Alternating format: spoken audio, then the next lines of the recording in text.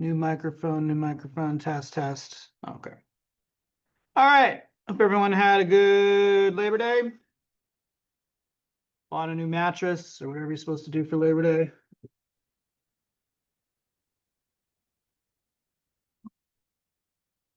All right. So we've been discussing polygon modeling.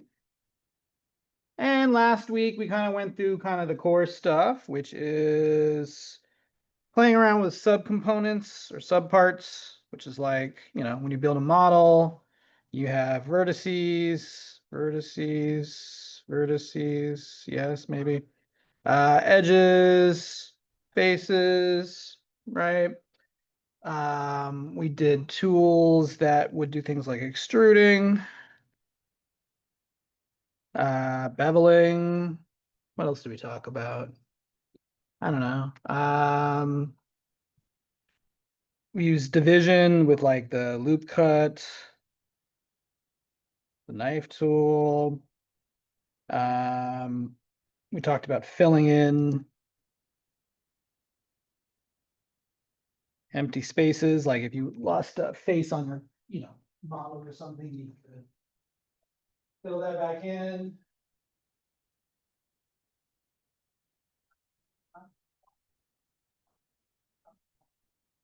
Continue talking about modeling.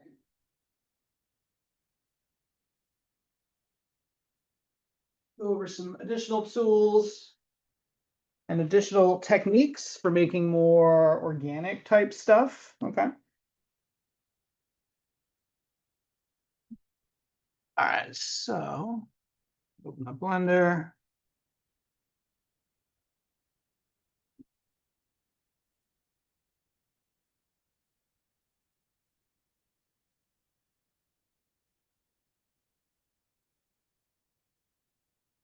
All right. I've talked about this before.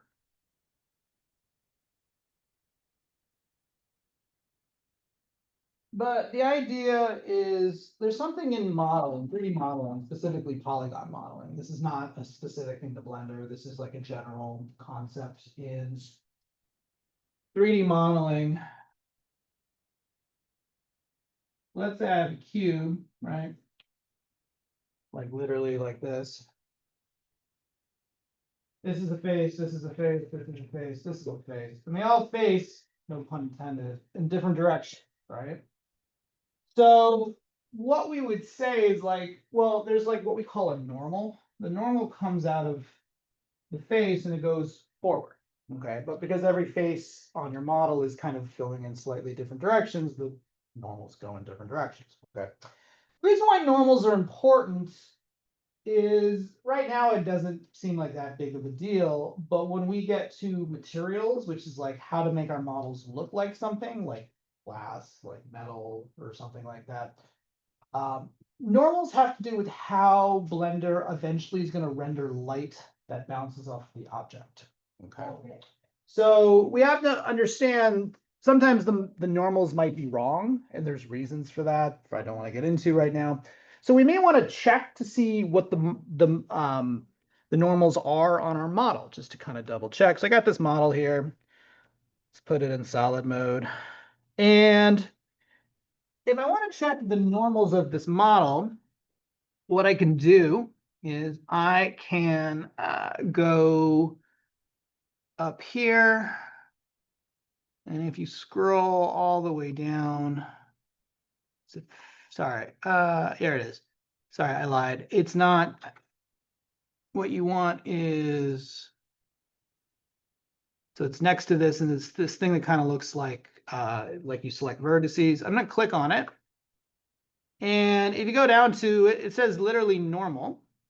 You can have the normal from the vertice, from the edge, but I actually kind of want it from the face, okay? And if I click on that, and I put this in wireframe mode, you'll notice I'm getting these like little blue lines. Those represent the normal. You can make it longer. And the point of this is I can see which direction the normal is going. There might be situations where your face is pointed the wrong way and the normal is going invertedly. okay, which could affect the way certain materials and light play out. So I'm just kind of showing it to you. At the moment, it's not that big of a deal, but later on, you might want to use this technique to kind of look at how the normals on our model are going. I'm just going to turn it back off so I don't have to see it at the moment, but you can turn that on and off just to kind of give you some more information about the model. Another thing is you might have noticed when we made things like a sphere, we get kind of this sphere here that I call it the Epcot Center because it's like supposed to be a dome, but it doesn't quite look like it's not a pure sphere, right? It's like this kind of weird edge where like it's kind of the idea that like if you took a straight line and you just keep subdividing it, you get something that's almost a curve, but never really like a true curve, like in the way that a vector would be or something like that. That's kind of what this is. And the reason why what's happening here is there is actually light in our scene and it's bouncing off every face. And so that's what lets us see all these edges, which makes it kind of look a little more polygon-y, as I would call it. You can actually change the way that looks though. So if I right click on this, my option here, it says shade smooth, auto shade, shade flat. Shade flat means you would see every polygon all the way to the edges. Shade smooth means it kind of blurs those and it makes it look more like this. Okay.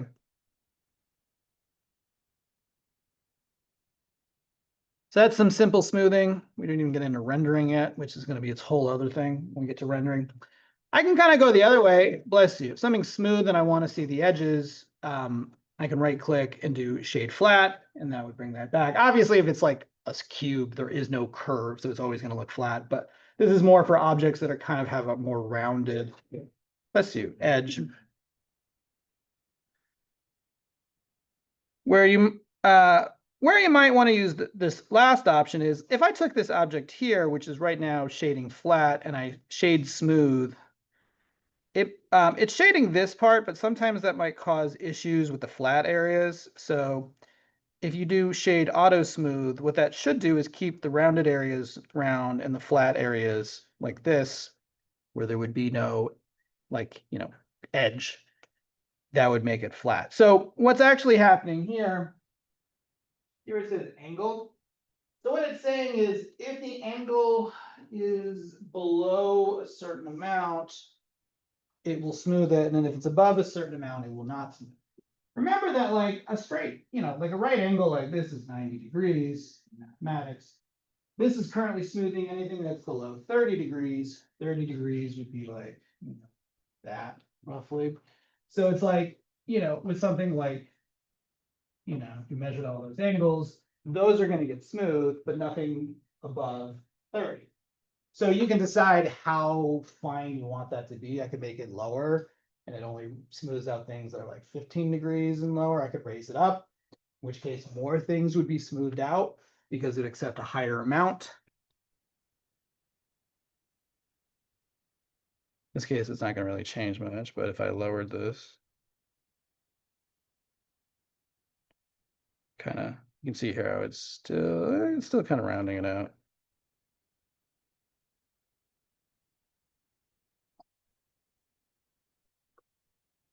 All right.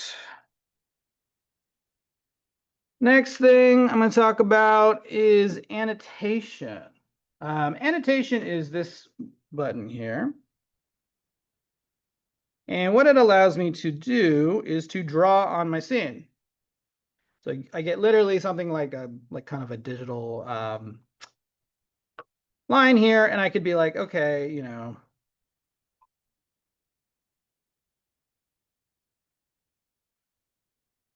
So imagine basically what it allows me to do is draw a two-dimensional, I'm drawing like a two-dimensional plane like Clip Studio Pro or Photoshop or insert whatever drawing program you might do.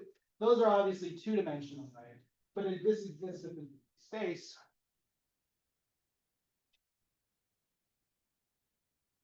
now it's nice at the moment this kind of moves with it. Or it kind of, if I move the model, my line stays the same. This is the color. So like right now it's blue. If I change this to red, that would change that to red. If I click here, it'll show me all of my notes. So these are considered, every time I write something, that's considered a note. I can turn notes on and off. If I draw a new note, this is a new note. Oops, I guess I needed a new area here. I'm making a separate note here. New note. So it's like, this is my first note. This is my second note. You can make the lines thicker or thinner if you want to. You could delete notes. So for instance, maybe I don't want this note. I can delete this permanently, clicking on the little remove.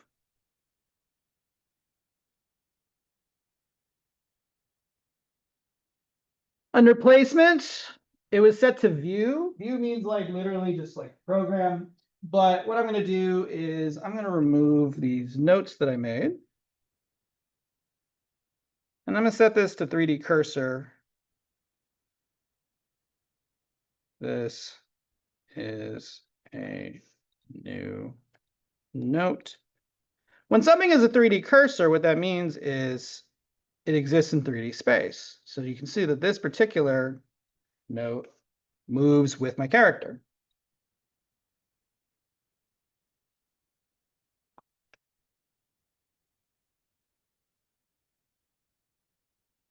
Finally, we have surface. What surface allows me to do is draw directly on the model. Why would I want to do that? Well, maybe you guys gave me a model and there's some areas that I want you guys to touch up. And so I want the node to stay locked to that particular part of the model. So I could draw literally on the model. So I might, I don't know, let's just pretend Suzanne here is your model that you made. And there's like something here. I might, like see how this is like 3-dimensionally on the model. Like this represents like areas I want you to fix or something like that.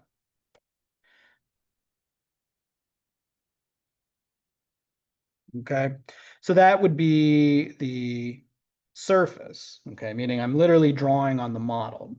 Don't consider this like a material. It's not a material. It doesn't exist outside of drawing mode, like as notes, basically. It's not the same as me giving the model a material or something, but would allow me to do some basic notes and things like that.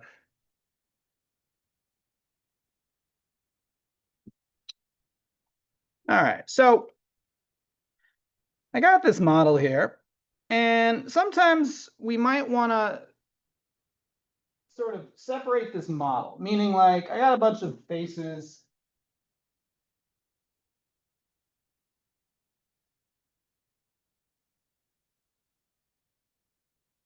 My model, right? Let's pretend for the sake of argument, I want to kind of divide this in half and then move some of it over. Okay. Now, we talked about like splitting, but that would just like to go through the whole thing would just be kind of a pain. So what I'm going to do is it's probably best to be in wireframe mode. And to be honest, I usually find that it works best when you're in like an orthographic mode. And I'm just going to literally kind of drag to select these halves of my faces here. So notice I have about half the model selected. What I'm going to do is I'm going to go under mesh, and I'm going to go to split. Split by selection. What's the selection? The faces that I have currently highlighted are the selection. And if I select it and do this, boom, this is now its own piece, and I can separate it, okay? The result's going to be, it's going to make a hole, but this is still considered one model, okay? So for instance, I could actually join, like if I were to bring this over and this over, do I have a lab about merging?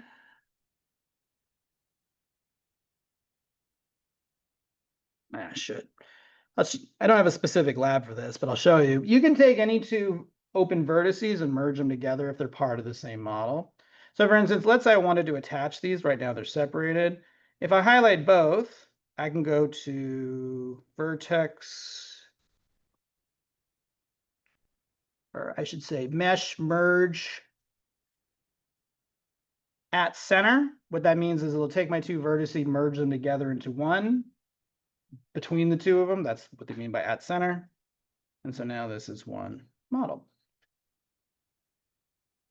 I could do the same thing here. Take these two, mesh, merge, at center. So you can see I'm kind of basically kind of filling this in. I like to think of this as like gluing them together, kind of, or welding them together for those of people who've ever done welding before, like metal welding. Where I'm like taking them and I'm like, we're gonna make them into one piece, boom. So this is another way to sort of like combine things. We talked about using the fill tool last class, but this is another way you could do that. So I took this model and I split it. That's one way. Someone asked me a couple classes ago, they accidentally made they wanted to take part of their model and make it its own unique mesh. Okay, you can actually do that. So once again, I'm just gonna highlight half of my model here. I'm gonna go to orthographic mode and just kind of highlight half of it. It's usually easiest when it's in wireframe mode. And what I'm gonna do is I'm gonna go to mesh, and instead of split, we're gonna do separate. Separate means it'll take whatever, in this case, it's separate by section. What that means is whatever is currently highlighted, that will become its own unique model. Okay. The model is still allowed to like sit next to each other, but it is considered its own separate model. Okay.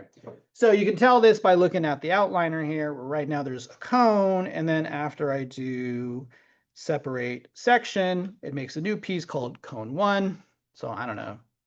I'll just call this new cone because I'm not particularly very original with my naming convention. Let's go back to solid mode. And, you know, if I go back to object mode, I can move this and I can move that. Okay. So you can take you can take polygons and separate them, meaning like you can, literally break them apart, but they're still considered part of the same model if you want to be, or you can make them a completely separate model. Note that if two things are on separate models, we can't use that merge vertice thing I was showing you. You can only merge vertices on its own model, its own. So like I can't merge from here to here because these are considered two separate models. Okay. I could combine them and then make them one model, but by default, you can only merge vertices on the model itself, not connected to other models.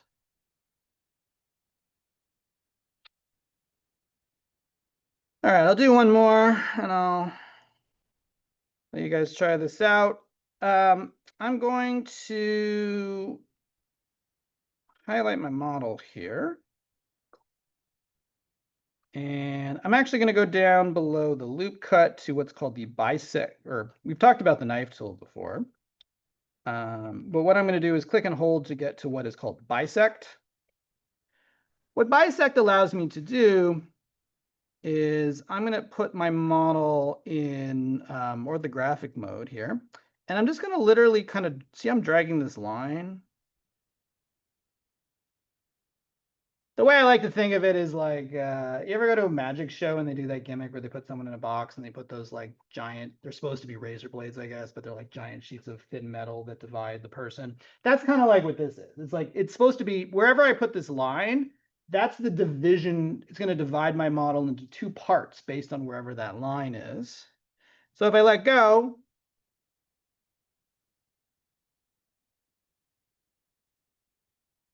I have bisected my model. Okay. There's a couple options you can do here.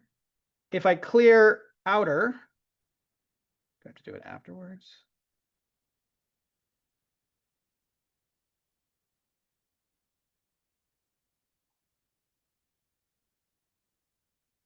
Well, let's undo that. I'm going to use bisect, clear outer.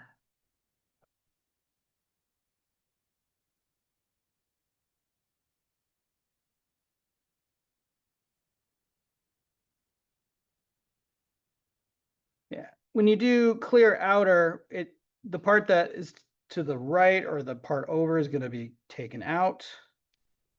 If I did clear inner, kind of the opposite, this part is kept. The other part is you can use fill, which means wherever you bisect. Oops, didn't do it. Usually when you bisect, what should happen is it should fill it with a solid there.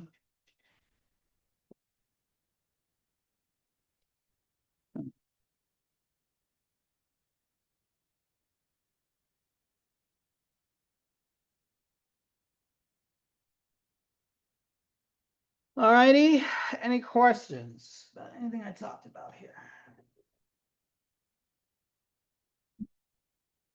All right, I want you guys to try that out. That was exercise 1, 2, 3, and 4, please.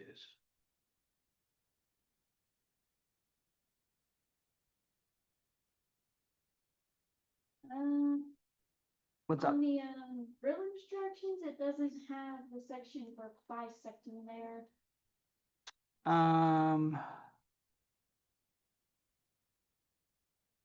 Oops.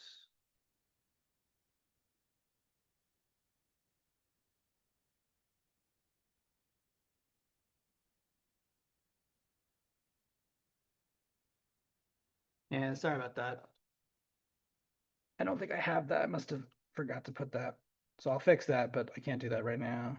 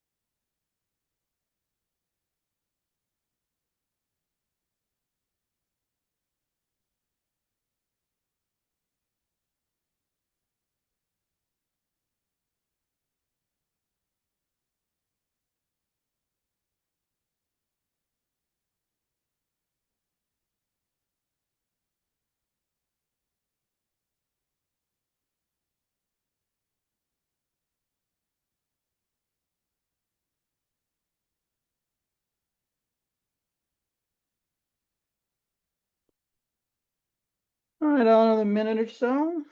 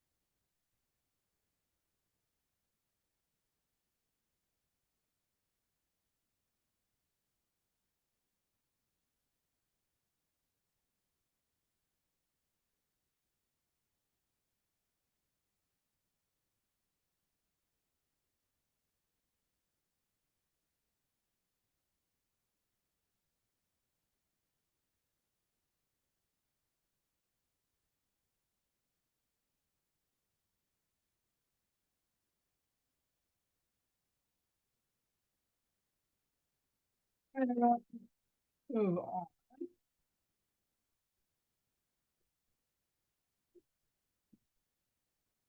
Talk about proportional editing. Okay.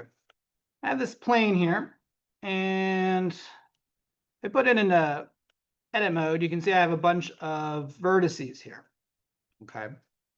And let's just say for the sake of argument, I select a bunch of these vertices, and I'm going to pull them. Oops, actually.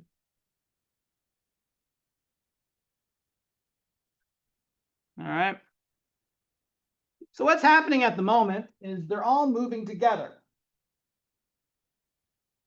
But the problem with that is by moving all of them, it feels very like mechanical, because everything kind of sits in the same like plane, so to speak.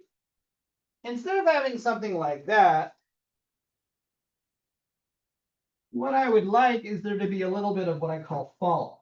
And fall off, the idea is if I was looking at this from, here's the top perspective. Let's pretend this circle is my selection and I pull it up. I want some of them to be pulling all the way, but I'd rather have it kind of like this, where like they all are pulled up, but they don't all get pulled up by the same amount. This is the most, and then as it gets further and further away, the effect on it is less and less. Okay. Because in reality, that's kind of that's what makes things look a little bit more organic. For instance, like a hill, you wouldn't have a hill looking exactly like that. You would have it having fall off where it's like, okay, it starts the highest and it kind of goes like that. Or like the tips of your finger, right? Like they wouldn't be just pulled all at once. They kind of slowly slope to either side. So there's a way we can do this. I'm going to go back here, and at the very top, there's this thing here with a circle, with a little circle, and it's called proportional editing. I'm going to click on it.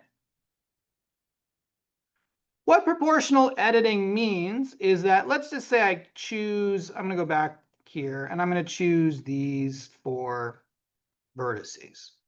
Okay. When I select those 4 vertices and I pull them up,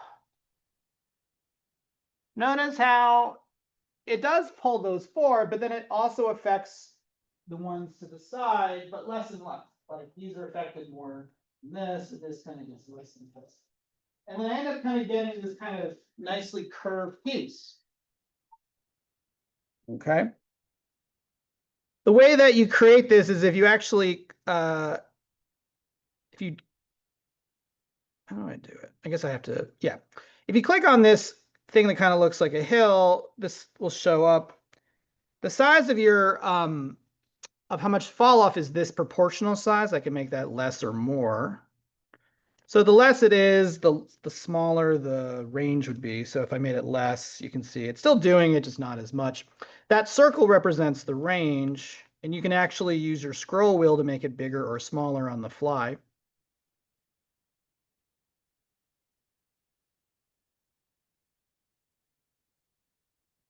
Okay. Now that makes it kind of what they call a smooth. If I did a sphere, see how it's kind of doing this, it's still doing it as just more of like it's less of a slope and more of a sphere kind of thing. You can use root, which would make kind of more of this kind of arch shape. Sharp would make like a very pointed, kind of like real big slope like that. Linear makes like a very linear point. Random, just random. So if I wanted to make 1980s background graphic for a game, there you go. Nah, not so much that. Maybe like that. It's still too much.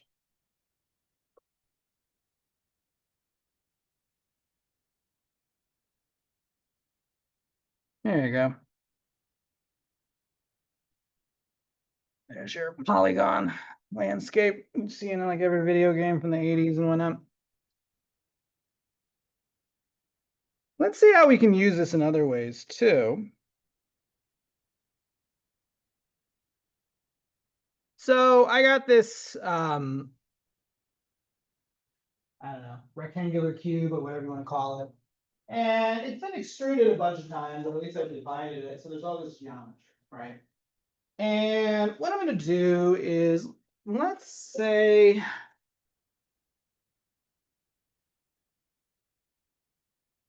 I'm going to put this into wireframe mode, and I'm just going to select these edges. And then I'm just going to use the move tool and move it. Okay. Now, normally that's what would happen because I'm moving these vertices, right? But what I'm trying to do is create more of an arc. Now, what I could do is I could be like, okay, well, maybe I will take all of these and then do smaller amounts like this, something like that. But an easier and probably better result way is I'm going to take this and I'm going to turn on proportional editing. So when I move this, it does move it and they all kind of move with it.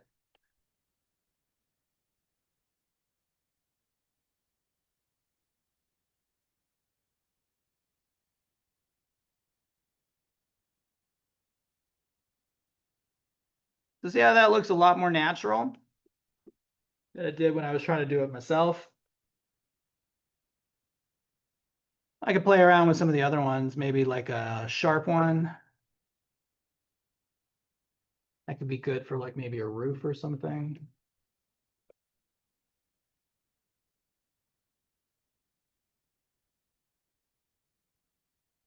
I could do this by hand, but why bother? I can just do it like this. This is an easier way to do it. Okay. There's other ways we can kind of, so like if you were trying to like maybe do fingers or something like that, you might model your fingers using extrusion, but that would look too linear, right? It'd look too much like an 80s, 90s VR game. So I'd want to like, your fingers curve back a little bit to give it that more organicness, This is something I could easily do that really quickly. You don't have to spend all your time trying to like, pinpoint vertices and move them around and all that kind of stuff. That just makes your job a little bit easier. All right, I want to talk about a method that a lot of people might use to create a complex model, and that's called the plane extrusion method. The way it works is we start with a plane, and we can literally extrude edges to form all of the other planes. This is good when you want to sort of make something that's more kind of organic and less perfectly round or, linear. So I'll show you what I mean. We're going to work with reference images. Okay. Now these are reference images. You could draw reference images, like sketches or whatever. It's good to do them from profile shots, meaning like a front view and then side profile view. I can actually even bring these into Blender. So what I'm going to do, I'm going to go to the front view, and what I'm going to do is go under Add, and I'm going to go under where it says Image, and I'm going to go to Reference. What this allows you to do is bring in some form of image, just make it some sort of standard image format that's open source, like a JPEG or a PNG or something like that. That should be fine. Don't think it can accept a PSD or an AI, so make sure it's like a standard non-proprietary format. Blender is an open source program, so it doesn't really have the money to pay Adobe licensing rights and stuff like that. But I'm going to use head front. Okay. You can see it's basically a two-dimensional plane that exists inside of my my world here. And then I'm going to go to the side view and do kind of the same thing, image, reference, side. Now you might want to play around with sizing. So I can actually select this image and kind of, essentially it's a plane. So I can kind of make it a little bit bigger or smaller. You want to kind of match it up to the other one.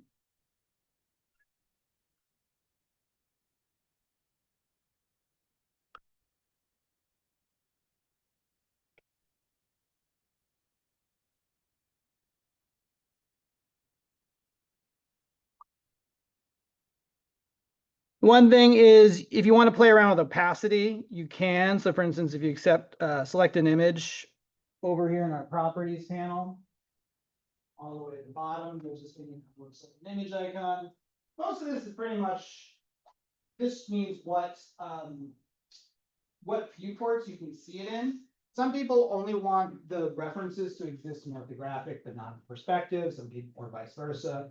So if you wanted to, you could turn it off for that particular area. So maybe I want it for orthographic, but not for perspective. So when I do that, see how that goes away.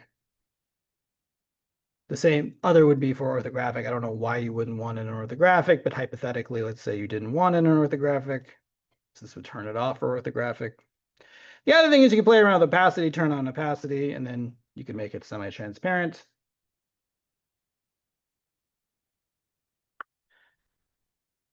All right, what I like to do is once I get my references kind of where I want them, I like to lock their location so I don't accidentally move them. I'm going to call this reference.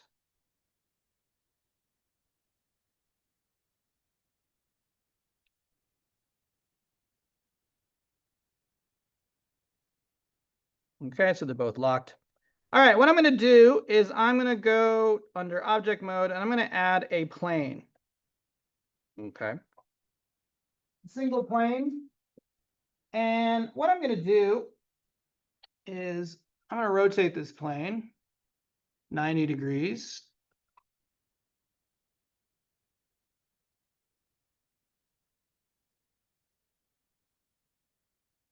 And I'm going to kind of shrink it.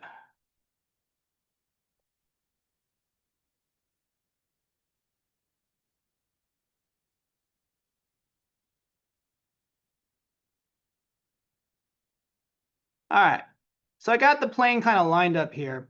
What I'm going to do, maybe I do want these images to be kind of semi-transparent.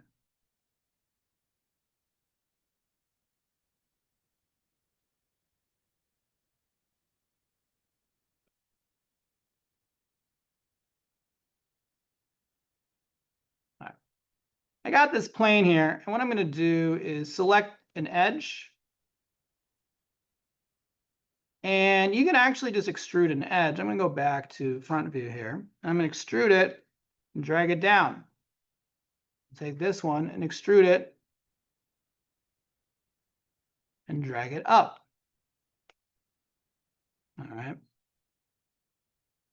If I go to wireframe mode, there's actually, like, this one should be dropped down a little bit to kind of match that curve. Okay. And then maybe I'll select that edge, extrude it this way. Once again, I'm going to play around with vertices to kind of get this where I want it to be.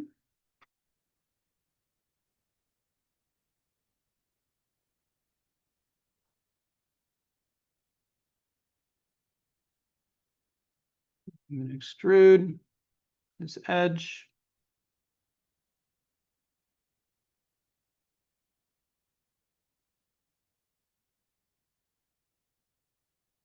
For something like this, I might want to merge these together.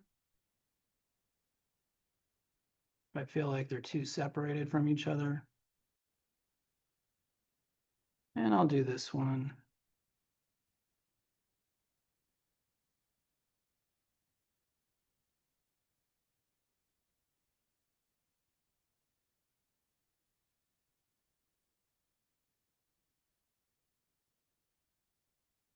Again, I might kind of merge.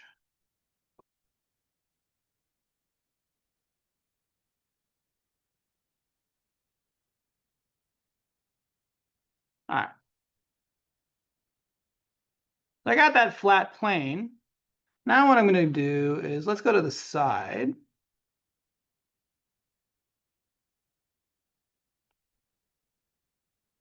And I'm going to take this and let's move this kind of forward.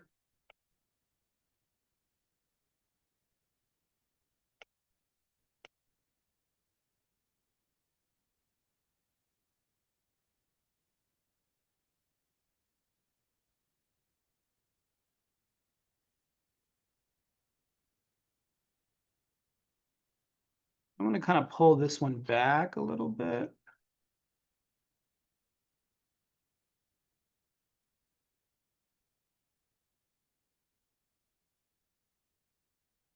You can see I'm starting to get like, oops.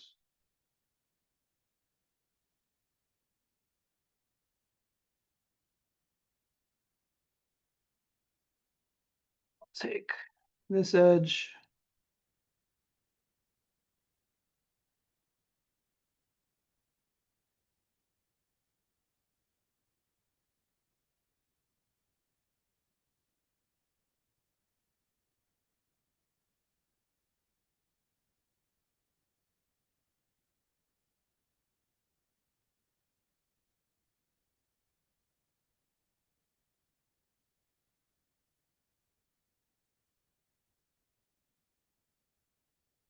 All right.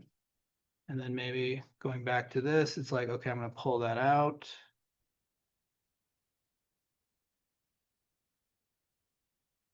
So essentially what I'm doing is kind of slowly but surely kind of modeling this thing. So it's like, okay, this is like the chin.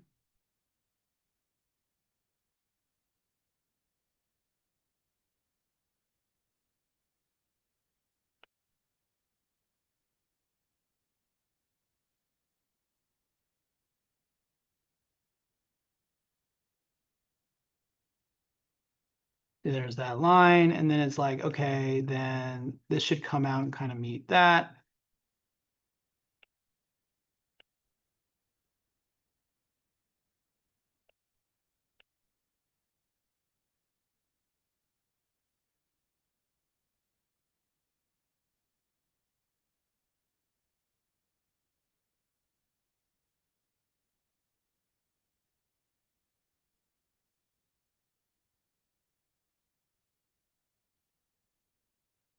Whoa, didn't mean to forget that long.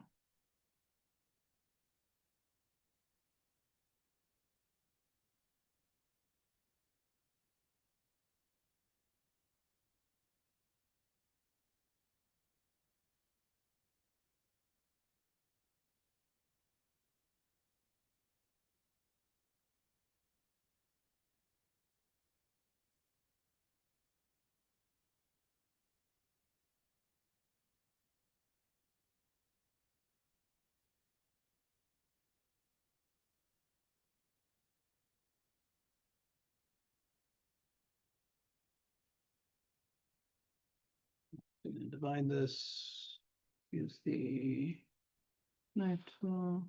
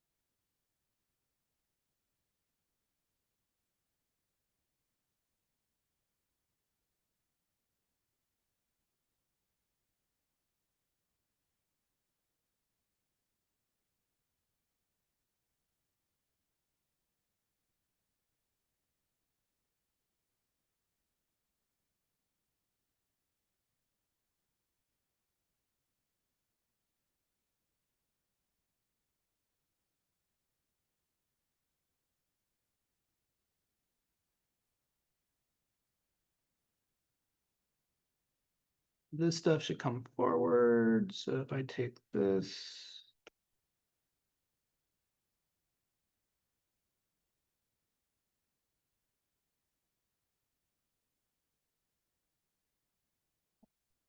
All right. Does that make sense to everyone? Kind of what I'm doing here?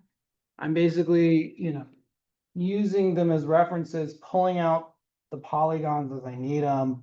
If they're detached, you can just take the vertices and merge them, so that way they stay as but this is instead of me trying to take like a sphere or whatever and trying to, take that into making a face, it might just be easier to start with something a low poly like this, and then just kind of pull out where I need it to be. Okay. That makes sense to everyone?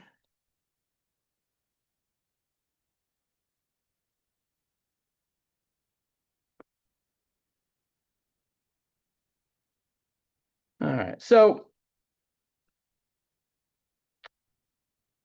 what I want you guys to do for homework, so the rest of class time will just be time to work on this. If you haven't finished up the other labs that were due today, that would be spaceship and the other two, finish those now. But essentially what I want you to do is create a low poly head. Okay. By the way, I forgot to show you an easy way to kind of do half of the work. So it's always like, I'm going to turn off these references. Let's pretend this is my final, piece. What I could do is copy this, paste it. And then what I'm going to do is just flip it, mirror be X.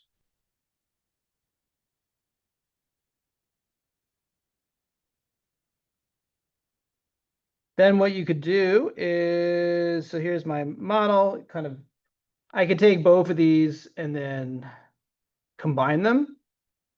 You can do that by using join, I believe. Yeah, that would join. And then that makes one solid model. Okay. So essentially what a lot of people will do is if the character is bisectional, meaning like the left side looks like the right, do half of it, and then literally when you get that half the way you like it, copy and paste it or duplicate it, you can flip it essentially, and then just merge together really quickly. Okay. Saving yourself a lot of time and a lot of work. If there's any holes, you can use that vertice thing I showed you, or filling in gaps like by selecting the edges and use fill like we talked about before. All right. So the rest of class time will be to work on this lab. You can either use the one I gave you, like the references here, or you can find and download your own or draw your own if you'd like to do that. I would recommend having at least a front facial profile orthographic view and a side orthographic. Okay. It doesn't have to be overly complex. Notice that these are low polygon models. Eventually we will talk about, they're not going to look overly smooth. This is not going to look like something like a Pixar model would look like, but eventually we will get there. What we will talk about next week is you can apply certain effects, which are called modifiers, which could smooth out the edges and things like that to kind of round out the models. But it's good to start with a simple low poly model essentially first. Okay. Any questions about anything I talked about here? All right. So gonna take a break and take a break. If you haven't finished the models that were due today, use class time to finish up those models. When you finish those models, start on the low polygon model. Okay. You'll also have Monday time to work on this. For the blender basics exercise, what do we You just give me the blender file. for The one you worked on. It's yeah, I think it's follow these? no, did you shoot it under the left files? I think it's the blender basics. I don't get that. Hmm? I should do that. My day. Yeah, go ahead, yeah. Doesn't like show up. If you go to, You. no, so go back to add. And then add image reference, yeah, then it should be the one. Oh, That's me, I guess. you're not down with it? No, no, it's been, Maybe. You have a copy right there, yeah. I don't know where it is. History should be under done with too. Yeah, there you go. That looks right. Yeah, it's all So done. we just. Just turn to give me the Blender file. Okay, there you are. That's. Yeah, when in doubt for labs, just give me a Blender file unless there's multiple, then compress them into a zip file.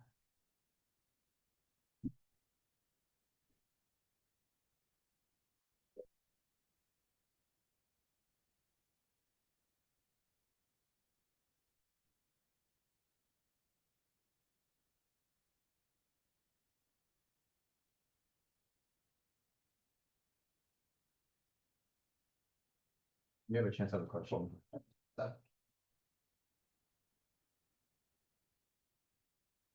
So when you're making the polygon face of it, Uh-huh. like, is there a way that you want us to either like duplicate this over here or make this shape kind of like go over this one as well? Well, what I was suggesting is you could use the edge. Right. Oh, And you can actually extrude edges. Right. So it doesn't extrude a full model, but it just takes that one plane.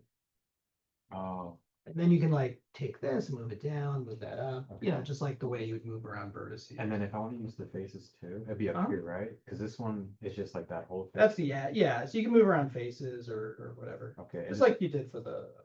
Right, and like, kind of for the spaceship one too, like you wanted to use that one cube for all of it. Is it kind of similar to this too? Well, this is just one technique. Right, right, I mean, you'll see this on YouTube all the time. It's like, you start with the plane and you sort of extrude out where Right. you need geometry. And from that one plane, we can just kind of like Yeah. shape it and take. You can use other, I mean, if you want to use like the loop cut or whatever to give you more geometry, you can do that too. It's And just- then if anything too, can I use another plane or is it just better to use? that? But yeah, you'd have to, the idea is you want it to be one model, so Right. you'd have to merge them.